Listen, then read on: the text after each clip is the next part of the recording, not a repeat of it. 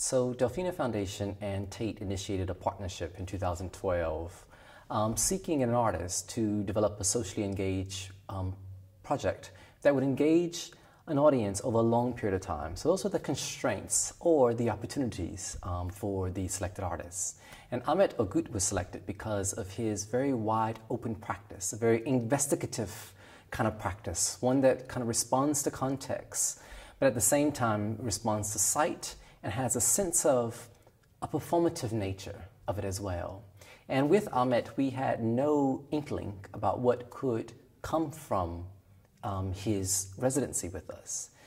We knew it was in a way, it would be a risk-taking opportunity for both institutions, for Tate Modern on one hand, and also for Delfina Foundation on the other. When Ahmet began his residency with us, we, alongside Tate, facilitated a number of conversations with community groups, but it was also Ahmet's engagement with people in London, so with taxi drivers who, at home were university professors, but possibly even his own experience as an artist traveling the world, often applying for visas and a difficulty, particularly in a place like Britain.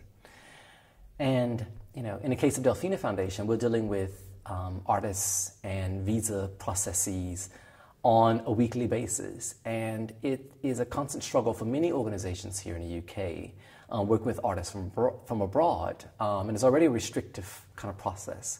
So in a way, I feel that perhaps the beginning of the Silent University was actually embedded from actually the visa, the very complicated visa process to come into the UK, and then being here and meeting different community groups, meeting kind of the asylum seekers and refugees that were part of the audiences and the group of people that Tate was also engaging with. And so I think resonances of that became part of kind of Ahmet's own thinking about his practice. Again, taking his very investigative style and way of looking at the world and thinking about other investigations that are happening. So what is the perspectives of refugees and migrants about this country? Bringing their own experiences and expertise and skills, which are often marginalized and not considered. And so in a way, this project offers opportunity for considering the views of the refugee and migrants.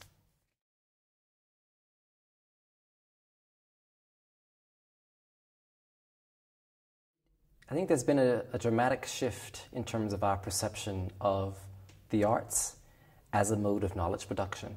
And I think a lot of that has been driven by artists who have a socially engaged practice. And by that, it's a practice that engages with kind of social issues, with communities, with the public, in a way that's not about creating an object, but creating a body of knowledge. The Silent University is not about just developing that knowledge, but also creating a resource of that knowledge in a way in which other people can also access it. And over the last kind of decade, I think that in particular, we've witnessed this at Delfina Foundation for the last 7 years that I've been kind of director, is that artists are constantly trying to push the boundaries, but also collapse the boundaries between different disciplines, So the art is not just an idea or an object for a gallery space.